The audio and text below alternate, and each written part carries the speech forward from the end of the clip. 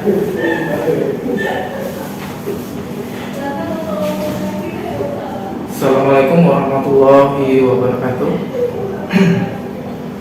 Oke, pada pertemuan kali ini kita akan belajar tentang pengantar algoritma dan struktur data.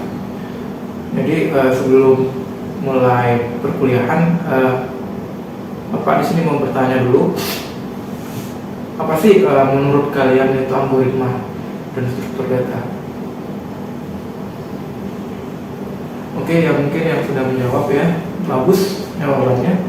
Terkait algoritma ada yang menjelaskan itu adalah suatu cara atau step by step atau sequence, itu sudah bagus lumayan. Nah, namun untuk lebih dalam kita bahas dulu secara sejarah apa sih sebenarnya algoritma dan apa sih sebenarnya struktur data.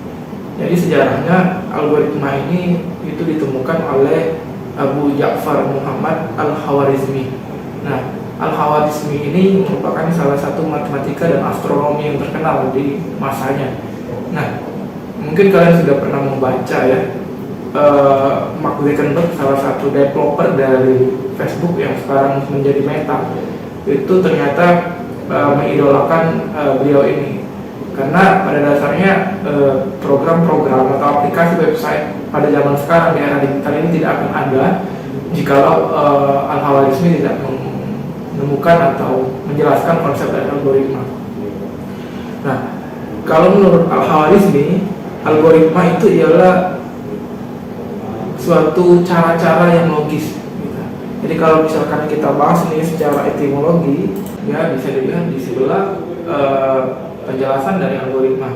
Jadi algoritma itu ialah suatu cara atau tahapan langkah-langkah penyelesaian masalah ya, terkait kasus-kasus tertentu. Misalkan kita mau membangun suatu aplikasi, maka aplikasi itu harus dijabarkan dan diabstraksi terlebih dahulu menjadi langkah-langkah yang sederhana, kemudian baru kita rancang, kita buat flowchartnya, baru kita bangun suatu aplikasi. Jadi pada dasarnya algoritma setiap orang itu berbeda-beda. Misalkan algoritma A, algoritma B yang dibangun berbeda orang itu biasanya memiliki perbedaan konsep, namun tujuannya juga sama. Nah, sekarang di sini kelas ini kalian bakal dibagi 3 kelompok ya. Nah, ketiga kelompok itu nanti kita akan membahas tentang studi kasus sehari-hari. Contoh kasusnya nanti kita breakdown menjadi suatu algoritma, kemudian algoritmanya bakal kita rancang dari flowchart. Nah, kalau misalkan algoritma yang paling sederhana atau yang bisa kita terapkan di kehidupan sehari-hari itu adalah algoritma memasak air misalkan, contoh sama, atau algoritma menggoreng telur. Nah, misalkan kalau kita mau menggoreng telur itu kan pasti ada step by step, misalkan menyiapkan telurnya terlebih dahulu, menyiapkan minyak, panci, dan lain-lain. Nah, tahapan-tahapan ini kita atur sedemikian rupa mana yang lebih dahulu, mana kemudian tahapan yang berikutnya untuk melakukan penggorengan telur ini. Nah, kemudian dari suatu tahapan-tahapan yang logis tadi, barulah kita bangun menjadi sebuah flowchart. Nah, flowchart itu secara definisi bisa dilihat di samping ya, adalah sebuah design tool untuk memvisualisasikan suatu algoritma dalam melakukan problem solving masalah tertentu. Nah, jadi di sini flowchart itu ialah design tool yang biasanya digunakan para developer nih, atau para programmer ya, dalam melakukan kolaborasi pembangunan suatu software.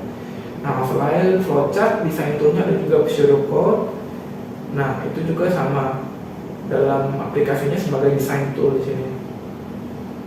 Nah, sekarang kita coba ubah ya kasus kita tadi, misalkan menggoreng telur atau memasak telur.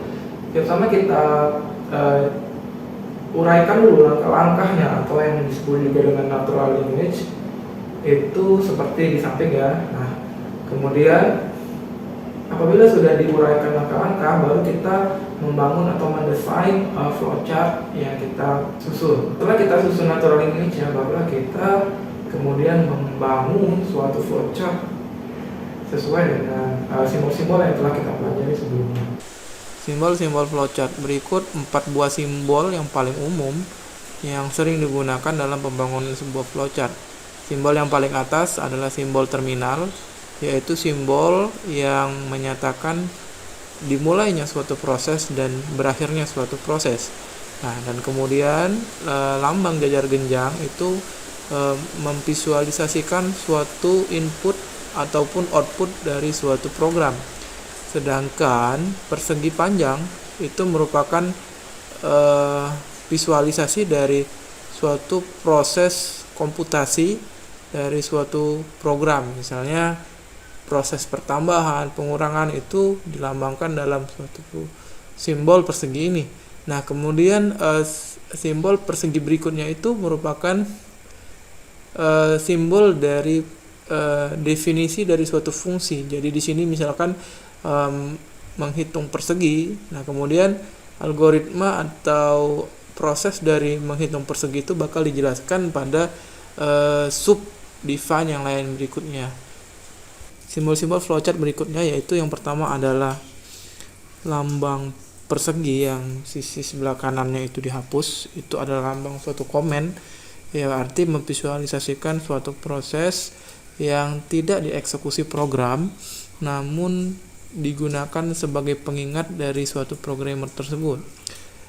Kemudian ada simbol flow line atau arah panah, ini yang digunakan untuk menunjukkan proses berikutnya dari suatu program. Kemudian ada lambang dokumen input output ya. Kemudian ada lambang decision ya, seperti belah ketupat. Ini merupakan lambang yang memperhatikan suatu pemilihan. Jadi ke arah mana, atau disebut juga lambang pengkondisian dalam suatu algoritma.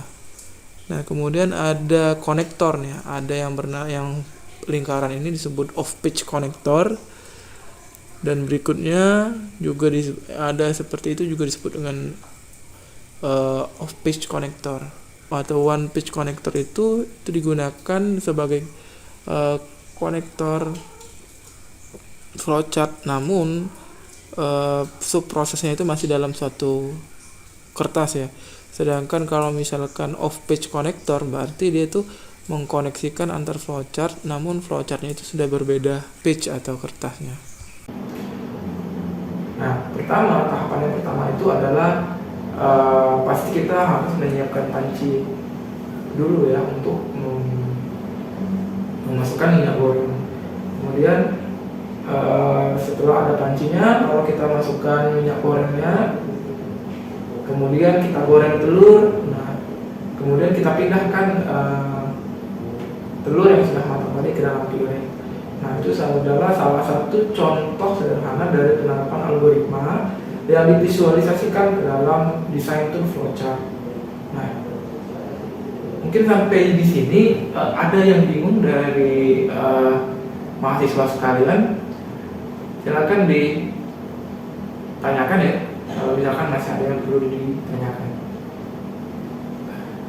Oke, jadi kesimpulannya perkuliahan pengantar ini, algoritma itu ialah suatu step-step logis ya dalam menyelesaikan suatu masalah.